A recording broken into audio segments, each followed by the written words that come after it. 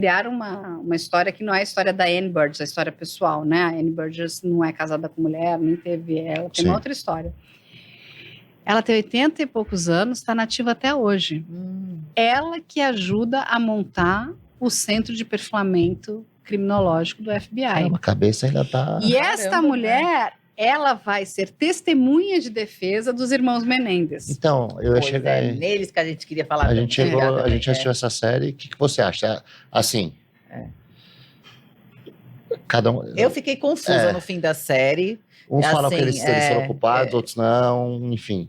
Eu vou falar a minha opinião, daí ela fala a opinião dela. Tá. Eu acho que eles não são culpados. Eu acho que eles são culpados e a mente pensante lá é o... É o mais velho. Não era o mais velho, acho que era o mais novo. Não, era o que era mais agitadinho, era o mais... O Eric e o Lyle. O Eric é o mais novo. É o mais agitadinho, que tinha o cabelinho mais velho. O que acontece? Vou contar para vocês.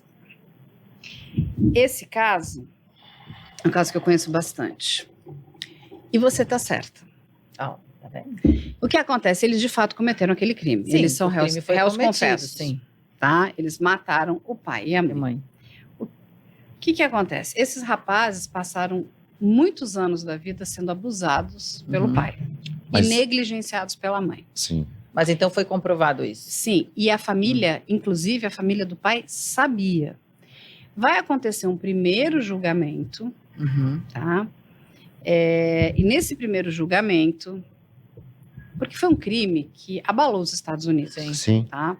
E todo mundo só falava dele. O pai dos meninos era um homem muito importante na indústria do entretenimento. E o que acontece? Uma das pessoas que começa a se interessar muito por esse caso é a Anne Burgess, junto com outro psicólogo. Ela vai conversar com a advogada deles e vai pedir para falar com os rapazes. Até então, eles não tinham falado nada de abuso. Absolutamente nada de abuso. Ela consegue fazer eles contarem os abusos. Que é a parte da série. Não. Ela, então, ali. Ela tá lá. Vocês viram a ficção, né? A advogada do cabelo enroladinho. Assistam o documentário. Tem uma que é melhor. Tem uma que é melhor, que é a Law and Order True Crime, com a Edie Falco. É de 10 na série do Netflix. Com todo respeito à Netflix, essa é muito melhor. E a gente tem que entender algumas coisas. Como é que funciona o sistema, né, judicial nos Estados Unidos, principalmente nessa área. O promotor, o DA, ele é eleito pelo povo. E o que faz ele ser eleito pelo povo? Inclusive o número de condenações, ele não gastar dinheiro público. Lá nos Estados Unidos, todos os crimes, você pode ir por uma coisa que se chama transação penal. Então, por exemplo, eu sou a promotora, você é o advogado de defesa e ela é a ré. Tá? Então, eu vou chegar para você e vou falar, olha, se a gente for para o tribunal, eu vou pedir pena de morte para ela. Mas a gente pode entrar aqui numa transação penal, eu chego com 30, 40 anos, ela se declara culpada e não tem tribunal do júri, ou seja, vamos salvar o dinheiro do contribuinte. Eles não aceitam isso. Aqui no Brasil, a gente só tem transação penal para crimes de menor potencial ofensivo. Injúria, calúnia e difamação. Crimes dolosos contra a vida, todos vão a tribunal do júri. Lá nos Estados Unidos, todos os crimes podem ter transação penal, inclusive o do Puff Daddy agora. Tá. Né, que é o que todo mundo quer saber, se ele vai aceitar a transação penal ou se ele vai para o tudo ou nada no tribunal do júri. Eles vão para o tribunal do júri. Eles não aceitam, ou seja, você está gastando ali grana do contribuinte. O que vai acontecer? Quando acontece o primeiro julgamento, toda a família deles dois, vão lá prestar depoimento e vão contar que tinham conhecimento, sim, que o pai abusava dos meninos. Mas isso não aparece na... Aparece algumas pessoas da família, sim. E aí, mas abusava não só... O pai fazia coisas horríveis com esses rapazes. Assim, horríveis. E a mãe simplesmente negligenciava. E o pai tinha fixação no mais novo. O pai tinha loucura pelo mais novo. O que abriu a boca é o mais novo. O que O Lai. Não, é o Eric. Psicólogo.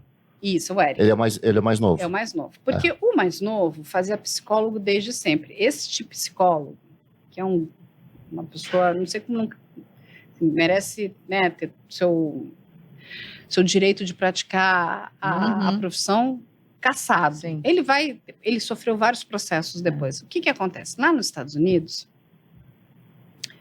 tem uma lei chamada Lei Tarasoft. Essa lei é o seguinte: existe a confidencialidade entre o psicólogo e o cliente. E você só pode quebrar essa lei caso você entenda que o seu cliente corre risco de vida, de morrer, tá? Caso contrário, não. O que ele faz? Ele era psicólogo do Eric desde sempre. Vocês estão sentados? E todas as sessões ele gravava e entregava para o pai. Porque o pai queria saber o que eles falavam. Queria saber se ele ia contar sobre os abusos. Então, o psicólogo tinha conhecimento dos abusos desde sempre.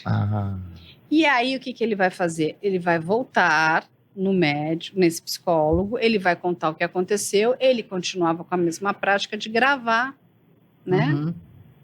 As suas sessões. Ele namorava uma paciente dele. Olha que absurdo. Eles vão ter um entrevero, vão brigar. Essa mulher vai sair, vai até a autoridade policial. Foi o que aconteceu. A autoridade policial descobre o crime por conta dela. Aí vão em cima dele.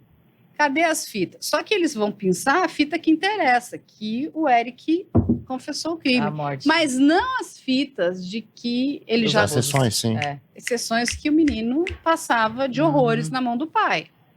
Quando ele vai passar, ele passa numa universidade, porque lá nos Estados Unidos é muito comum. Você mora no estado, você vai para outro, até para... É o começo da sua vida, adulta.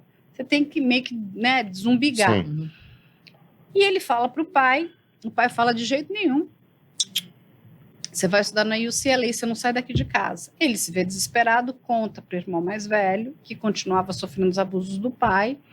Eles vão conversar com a mãe dá de ombros, porque a mãe, inclusive, entendia ali eles são a minha competição. Meu marido me troca para ficar com os meus filhos. Ela tinha inveja, ciúme e tudo. Bizarro. E o que acontece? A Annie Burgess, quando vê aquela assinatura, porque assim, ele atira no rosto. Esse é um crime que tem muito ódio, é uma assinatura de ódio.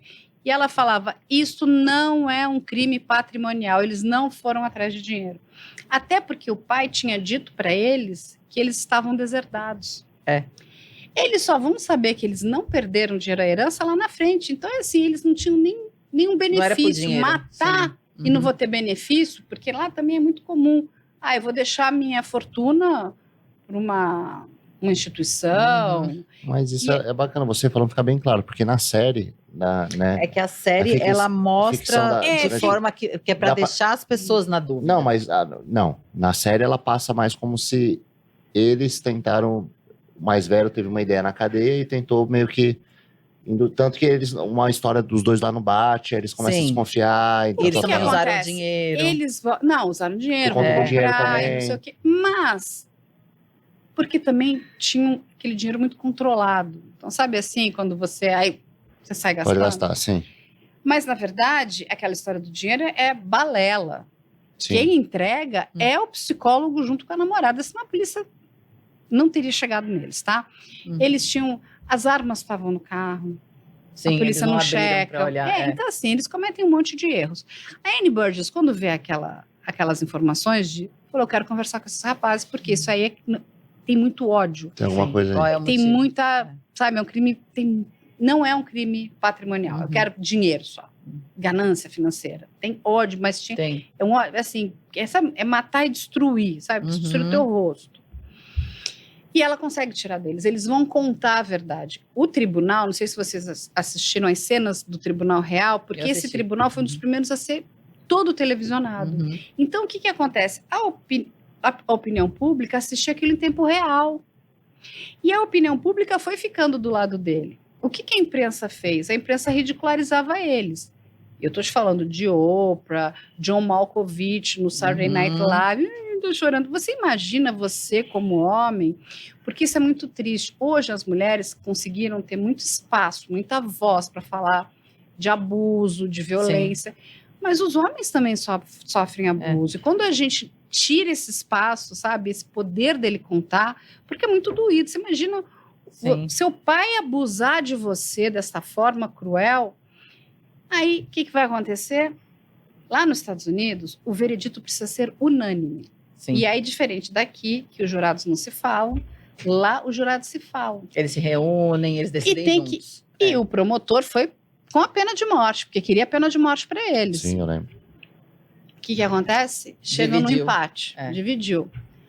A gente vai saber depois. Isso é a única coisa legal do documentário da Netflix, que as mulheres ficaram do lado deles e os homens não. Contra, Triste isso, porque né? Os homens não acreditaram na versão deles, porque achavam que não era possível o homem sofrer abuso. É uma coisa de silenciamento.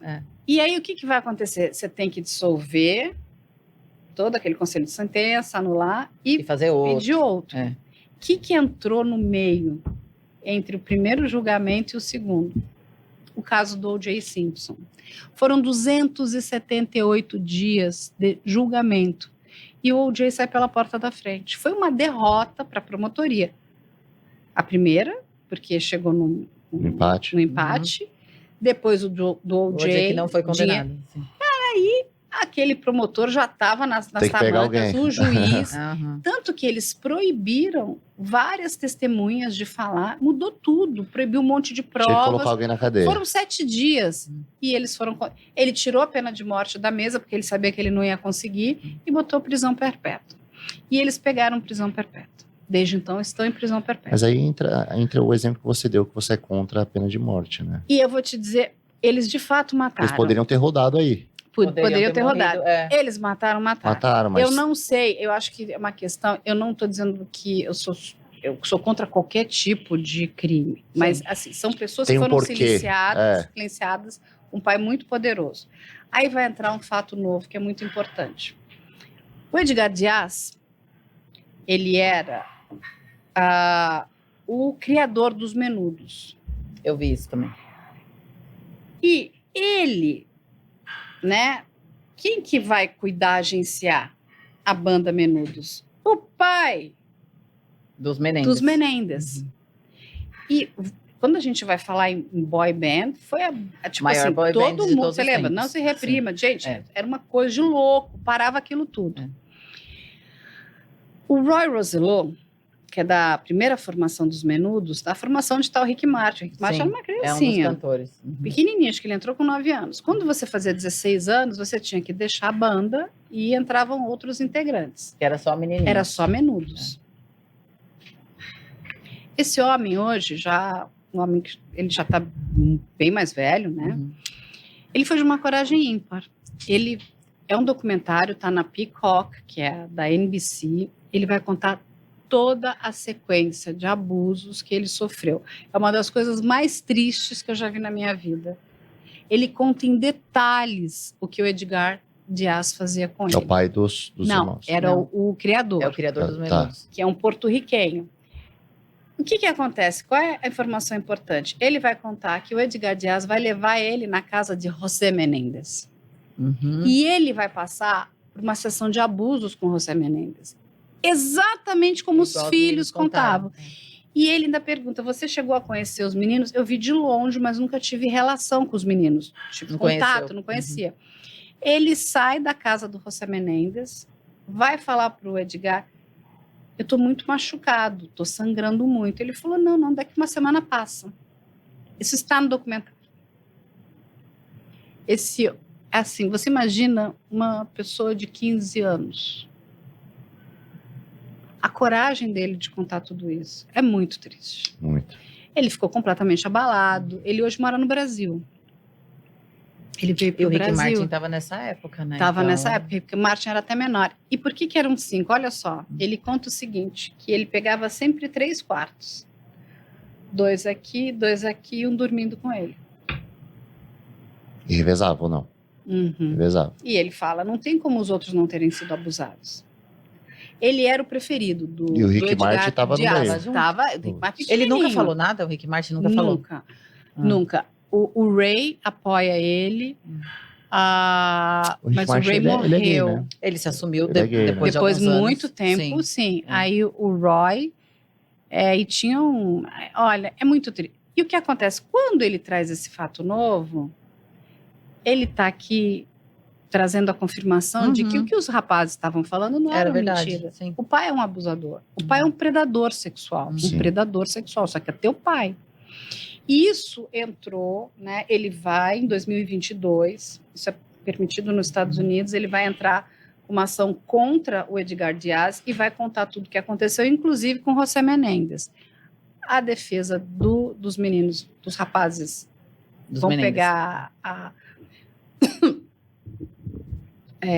o processo do Roy Rosello, que ele é aceito, o Edgar Diaz está sendo investigado, e vai juntar como fato novo, pedindo uma revisão criminal.